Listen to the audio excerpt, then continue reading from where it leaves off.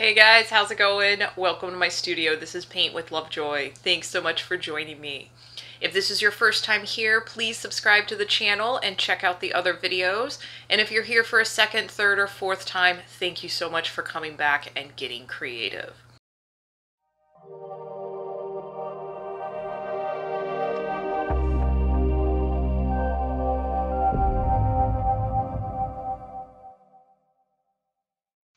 Alright guys, it's going to be another fun painting for my first time painters, this Van Gogh Cypress Tree. So grab your supplies, transfer your traceable to the surface, and as always, make sure you take your progress photos. Now on mine, you'll see the outline done in a black Sharpie marker, and that's for those of you that are going to pause the video and draw what you see. So if you're utilizing the traceable, you do not have to do the black lines on top of this. So we're going to start in the background, and we're going to start with a really light blue, and I am using that middle flat brush. And we're going to kind of section off where we're going to put this light blue, and then we'll come in with some white. So I want you to just observe these little arcs that I'm making and mimic that to the best of your ability on your canvas. It does not have to be perfect at all.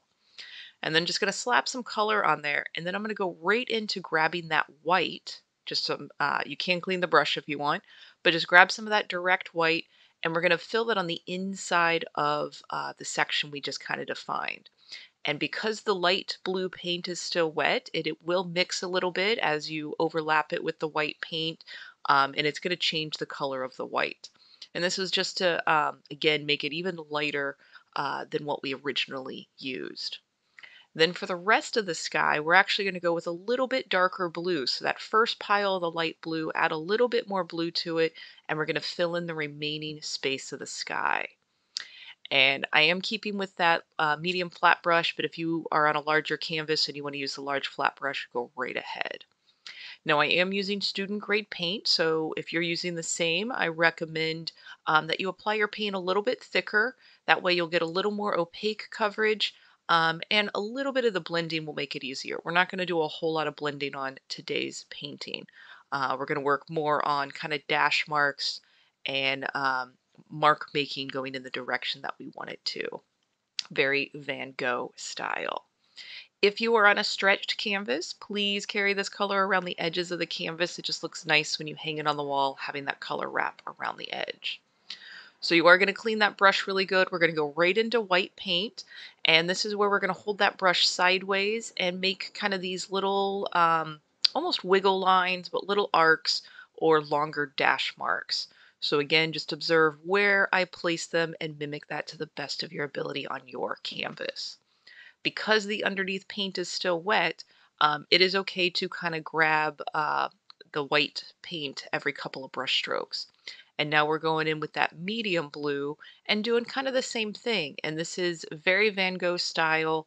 He painted what he saw, and he was trying to capture light. So by using all these different colors and moving them kind of in the direction that Van Gogh was mimicking and what he observed, just kind of lends to a nice feel for the painting. Now, with that being said, you are more than welcome to pull up the original Van Gogh painting, and I have simplified mine for this video, but if you see more in the original painting than what you see in the video, feel free to add more to your painting at home. Big part of art is just the power of observation. So whether you're watching the video or you're looking at the original, you are strengthening your observation. All right, so it's a good spot to take your progress photo, and now we're going to go back to that medium blue, maybe a little bit darker than what you used earlier, and we're going to fill in kind of this mountain area in the back. And that's what we're going to kind of do as we go through the entire painting today. We'll lay a base color, and then we'll come in with dash marks on top of that. Now, if you are a first-time painter and you're holding your breath right now, laugh at yourself and take a deep breath. I know you want to do a good job on your painting, but make sure you breathe and kind of relax and enjoy the process. So now we're going into that direct blue, putting those dash marks at the top of this mountain. It is okay if your dash marks overlap each other and you want some of them going off the edge of the page. And then now we're going to move into a light blue doing the same thing. So you'll see, like I said earlier, just how we kind of recreate this formula for each section of today's painting. All right, you're doing great. I'm really proud of you guys for painting at home. So just keep up with this and it's going to be a fun painting. All right, so clean that brush really good. You can take a progress picture if you want, but we're going to move into green paint. We're going to put a little bit of it on the mountain, and then we're going to fill in the base of the cypress tree. So on the mountain, we're just doing those dash marks again. It is okay if it overlaps the light blue or the darker blue, and because your paint is still wet, it may change colors a little bit. That is okay. All right, and do notice again, every 2 or 3 brush strokes, I do grab more paint. And again, that's just because I'm using the student grade paint. Now here on the cypress tree, we're basically just going to fill in, get that first layer on there. And because I'm using that student grade paint, you can see places to where it's a little more transparent. And then you'll be able to notice a few places where I apply the paint a little bit thicker. So no matter what paint you're using at home, adjust what you need to with the tools and the skills that you currently have. That is a big part of art. Just adjust for what you need at this moment. With that being said, you could paint the same thing over and over again. You could paint the same image in another month or a year from now, and you will see how much your skills have improved from the first painting to the current one. So I do recommend that you guys do that at home because this is one of the few times that we have a visual documentation of what we have learned. All right, so now we're going to move into yellow. Just put a few of those dash marks, even though that green paint is still pretty wet. Just kind of starting to get the flow in there. We will come back after this dries with even more of our dash marks in the cypress tree. And then we're going to make our yellow-green color, and we're going to start to fill in the bottom section of the landscape. So you'll notice that a little bit of green goes a long way, so easier to start with the yellow and then add a touch of green. You can always add a little bit more as needed. But like I said, just going for this nice yellow-green color, and we're going to fill in that bottom section. And then we'll be going back through each section of the painting with our dash marks. So again, as you're painting, remember to breathe and relax. Again, paint the edges of the canvas if you're on a stretched canvas. But one of the nice things about painting is that you're so focused on um, creating your painting that you kind of forget about the rest of the world for a little bit. And that's my favorite reason to paint. All right, and now we're going to grab black and start making the dash marks in the cypress tree. And again, I'm holding that brush sideways. If you need to use the small pointy brush because that's a little bit easier for you, go right ahead and do that.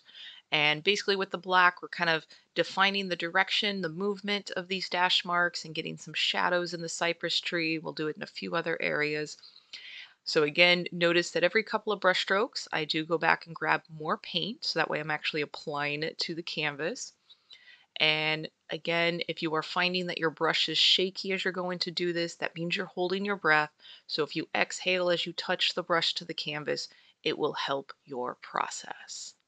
So you're doing a great job. And again, you're just escaping the world for a little bit. So I'm really proud of you for going through the creative process. All right. So this is coming along really nicely. So clean your brush really good. We're going to go back to that green and same thing. We're just going to be making dash marks. I'm sticking with that middle flat brush, but like I said earlier, you are more than welcome if you want to use the medium or the pointy brush to make these dash marks, go right ahead and do that. No matter which brush that you're using, if you're noticing that your brush strokes just keep getting bigger and bigger and bigger, a little bit of brush maintenance. It probably means that you have a lot of buildup on your paint.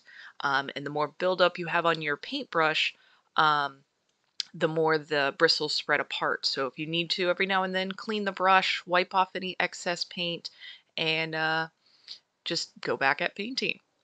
So a good place to pause the video and take your progress photo. We're going to move into yellow paint and we're going to put a little crescent moon in there. So it's almost a backwards C shape. And you'll be able to see it as soon as my hand moves.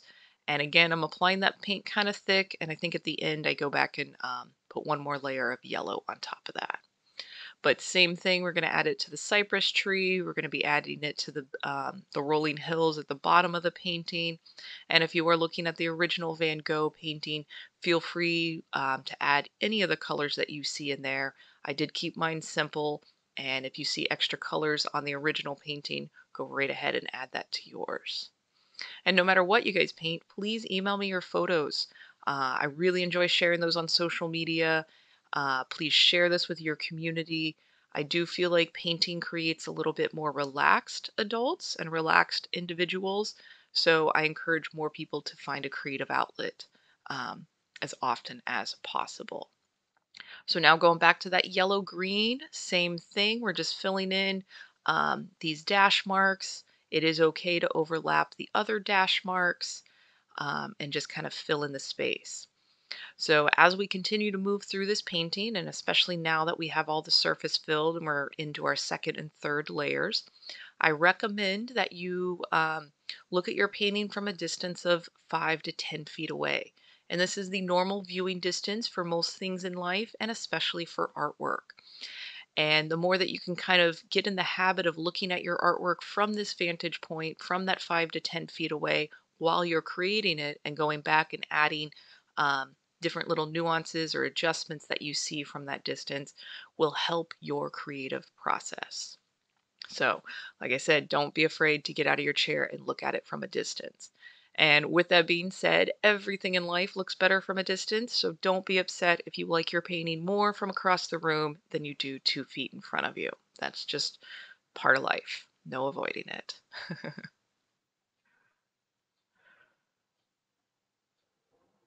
All right, and again, overlapping those brush strokes, overlapping those dots or dash marks, whatever you happen to be at this time. And like I said earlier, I encourage everybody to find creative outlets on a regular basis. And if you happen to find that painting's not really your thing, please try other creative avenues. Maybe try drawing or ceramics or theater or dance, anything. But keep creativity in your world to help balance out the stresses of your regular life. And I don't think this world's getting any less stressful, so that is another reason why I encourage people to find their creative outlets. And again, if you were painting on the edges of the canvas, just carry any of these colors around the sides or just leave them as is. All right, so I think we're done with that yellow-green. We're going to move into a bit more green. And I am just kind of mixing it on top of the yellow-green, so feel free to adjust darker or lighter than what I might be using. Just kind of going for a bit more of a contrast. And at this point, especially with the light green and even the green, I do want you overlapping some of the dash marks from the cypress tree over the background. And these are the little wispies on the tree that would overlap, and it helps give some nice life and movement. I think on a few places on the original Van Gogh painting, they were pretty distinct. But it helps, like I said, give that kind of organic vibe to this painting. All right, you guys are doing a great job. Remember to breathe, relax. This is turning out awesome.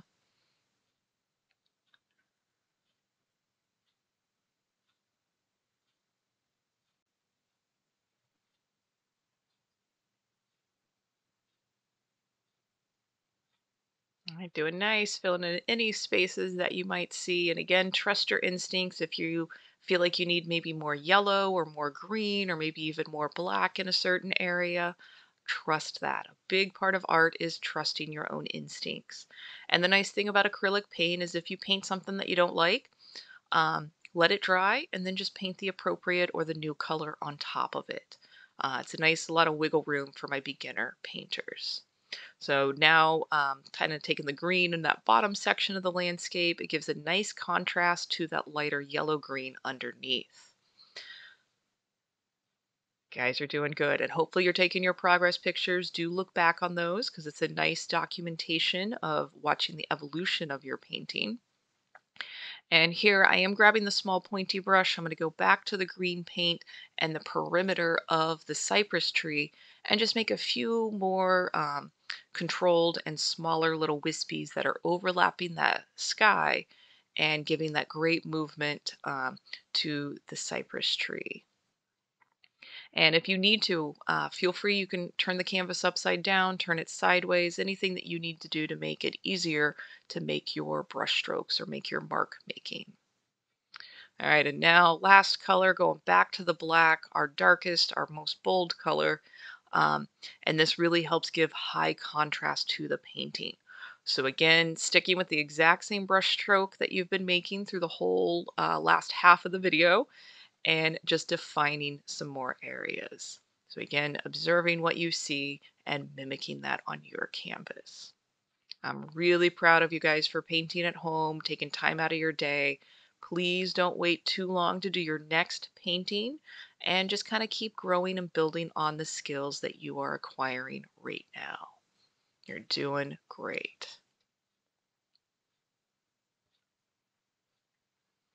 All right, guys, until next time, have a good one. Cheers. Hey guys, I hope you enjoyed the process of painting, and I hope you are happy with how your paintings turned out. I'm really proud of you for getting creative. As you're uploading these to social media, please tag me at or hashtag paintwithlovejoy, or email me your pictures, paintwithlovejoy@gmail.com. I really enjoy seeing them. I try to post them on social media to encourage other beginner painters to try the process of painting. But please share this with your community as well. Anybody who is kind of scared to paint, share your experience with them and let them know kind of how much you benefited from it and how much you enjoyed the process. So kind of share the fun. With that being said, if you have any comments, questions, feedback, things that you want me to paint in the future, please leave a comment. I try to respond to everybody as quickly as I can. And any of the future suggestions for paintings, I add that to my production list and get to them as quickly as I can. So in the meantime, please keep getting creative. Let me know how you're doing. And until next time, cheers.